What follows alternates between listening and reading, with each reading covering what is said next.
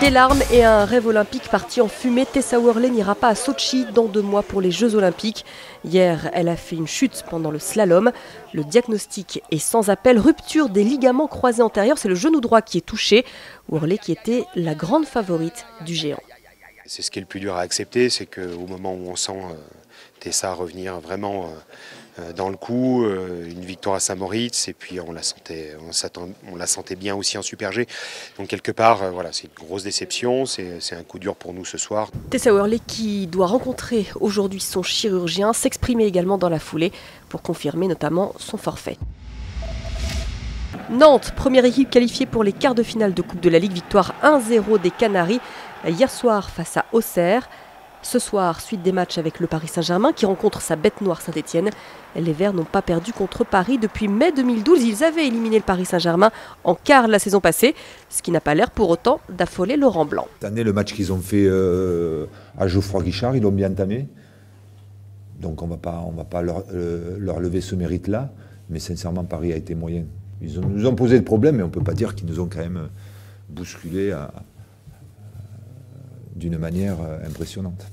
L'OM de son côté rencontre Toulouse avec toujours sur le banc José Anigo. On ne sait toujours pas si le coach par intérim restera à ce poste jusqu'à la fin de la saison et apparemment lui non plus. Je ne veux pas aller plus loin que ça pour le moment et puis je veux dire, je dois faire ce que je dois faire sur les 2 matchs, on verra après. En tout cas, de vivre avec ce groupe, c'est vrai que c'est bien.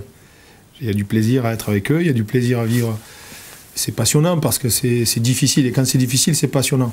À suivre également ce soir Lyon, Reims, Nice, Sochaux, Évian-Bastia ou encore Rennes-Bordeaux. L'équipe de France de handball aux portes des demi-finales de l'Euro féminin. Les Bleus rencontrent la Pologne en quart de finale à 17h30.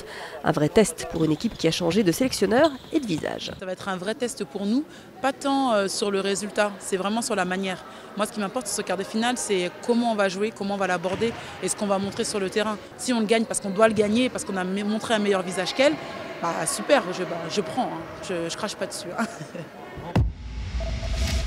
Un mot de basket avec la victoire de Nancy hier soir, 80-69. C'était le dernier match de la 11e journée de Pro A. Strasbourg qui va voir s'envoler l'une de ses stars, le champion d'Europe Alexis Aginsa, retourne aux États-Unis. Il rejoint la franchise des Pélicans de la Nouvelle-Orléans. Aginsa a déjà joué en NBA, c'était en 2008 et 2011, à Dallas, Charlotte et Toronto. Quelque part, je suis aussi content pour lui parce que je sais que c'est l'objectif qu'il poursuivait. C'était un peu le deal qu'on avait avec le club, mais aussi avec moi. Donc voilà, je ne m'attendais pas à ce que ça arrive à ce moment-là. Je pensais plutôt à la fin de la saison. Maintenant, il faut faire avec, quoi, même si c'est effectivement, dans un premier temps, un coup dur, malgré tout. Hein. C'était notre joueur majeur depuis le début de la saison. Et voilà, il va falloir qu'on reconstruise un équilibre d'équipe.